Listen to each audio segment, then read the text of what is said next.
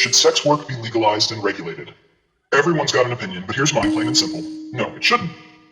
If you've reached the point where you're paying to satisfy a basic need, maybe it's time for some introspection rather than a transaction.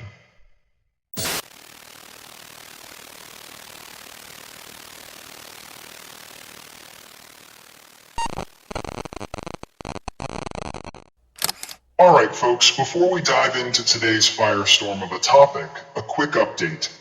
The 50 subscriber Q&A video is finally live. There's a unique thrill to sharing personal details with the internet.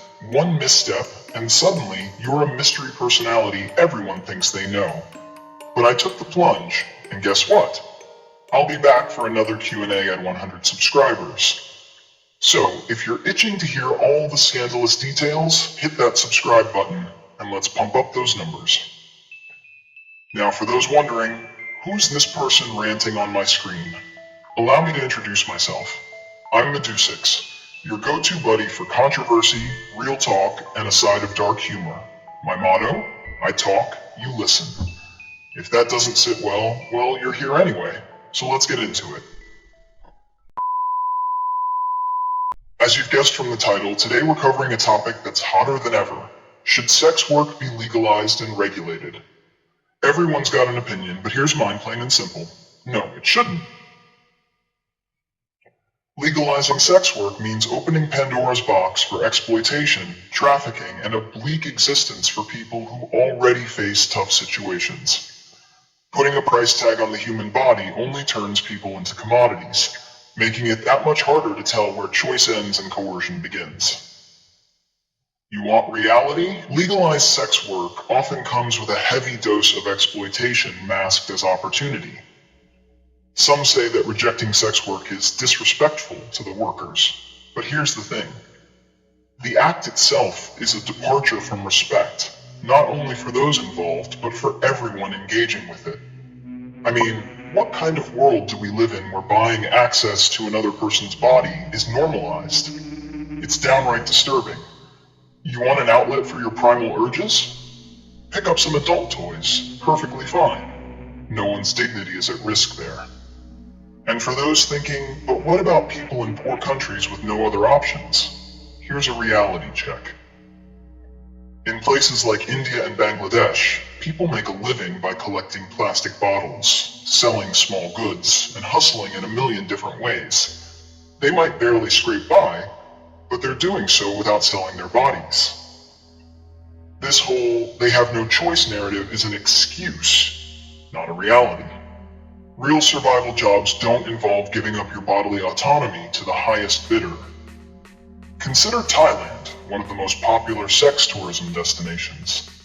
Sure, it's legal, and sure, some argue that it brings in revenue, but at what cost? Young girls and boys are lured in from rural areas with promises of work, only to end up trapped, trafficked, and in some cases outright enslaved in brothels. The so-called choice in these situations is a myth. Poverty, lack of education, and a broken system force people into corners where they end up exploited. When employment options are skewed so heavily towards exploitation, talking about autonomy is a joke. Let's be brutally honest about something else. In developed countries, sex work is rarely the last option that's painted in the media. Often it's fueled by addiction, thrill-seeking, or individuals looking for easy money in a society that treats them as expendable. And I'm not saying that people shouldn't enjoy themselves or have a love for intimacy. Go for it. But when sex is commodified to the point of commercial exchange, we're no longer talking about empowerment. It's exploitation dressed up as a service industry. And here's the worst part, the buyers. Sex work exists because there's a demand for it, and I have zero tolerance for the consumers fueling this market. Think about it. These are people paying money to use someone else's body, seeing others as objects rather than humans. It's cheap, low, and frankly, pathetic. If you're in such dire need that you're paying for it, then self-respect must have left the building a long time ago. You're a paying customer? You're not liberated. You're complicit in a cycle that values profit over humanity. Take Germany, for example, which legalized sex work in 2002. Advocates often cite Germany as a success story in regulating the industry, but the reality is far more complex. Following legalization, Germany saw a spike in trafficking and exploitation cases. With increased demand, underground operations grew too, targeting vulnerable people who had no real means of saying no. They're trafficked, manipulated, and coerced, not empowered. And while legalization supporters argue that regulations can prevent this, the reality is that it just becomes harder to separate the voluntary from the coerced. You tell me, is that progress? In the Netherlands, another place where sex work is legal, officials grapple daily with the unintended consequences. Red light districts attract tourists, sure, but they also attract traffickers and organized crime. Despite efforts to protect workers, illegal operations are on the rise, using coercion and deceit to lure people into work they never agreed to. Legalizing an industry doesn't erase its darker corners. It just masks them with the illusion of legitimacy. Legalization might sound progressive, but the truth is that it's a smokescreen. It's a system that exploits the most vulnerable, those who lack resources, education, or viable alternatives. And those who advocate for it conveniently ignore these realities, focusing instead on the few success stories while turning a blind eye to countless individuals suffering in silence. This isn't about people's right to autonomy. People should have every right to make decisions for themselves. But there's a line here, and it's crossed when a job involves surrendering your autonomy to serve someone else's desires. When survival means selling your dignity, we're looking at a fundamental societal failure. For every success story we hear, there are countless untold stories of coercion, abuse, and shattered lives.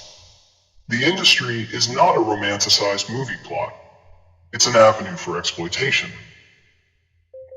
To the consumers out there, realize that every dollar spent in this industry adds to the demand that fuels a very real, very dark side. It's one thing to struggle with intimacy or attraction, but reducing someone to a transaction is a move beyond desperate. It's damaging, both for the individual and society as a whole.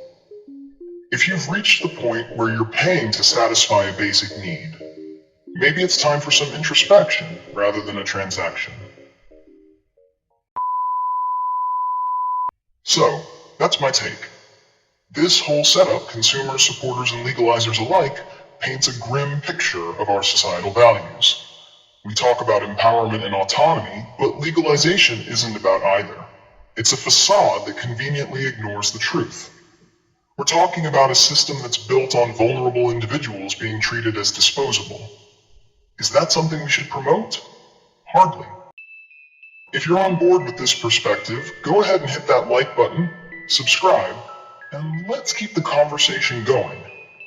If you disagree, drop a comment below. I'd love to hear your take, even if it's just to see how far down the rabbit hole some people go to defend a flawed system. And if you found today's topic intriguing, stick around for the next video. It's going to be even juicier. Until then, stay sharp, and let's keep questioning the systems that claim to serve us, but might actually be doing more harm than good.